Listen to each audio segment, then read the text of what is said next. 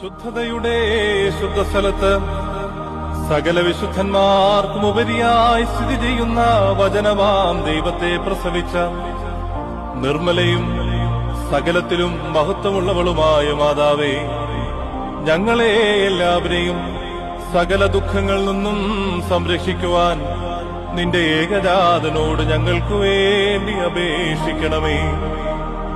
കൃപ നിറഞ്ഞ മാതാവേ, അപേക്ഷിക്കുന്നവരുടെ യാചനകളെ ഉപേക്ഷിക്കാത്തവളെ എന്നിങ്ങനെ നിന്നോട് നിലവിളിക്കുന്ന സകലരും നിന്റെ മധ്യസ്ഥതയാൽ വരുവാനിരിക്കുന്ന സകല ശിക്ഷകളിൽ നിന്നും സംരക്ഷിക്കപ്പെടണമേ.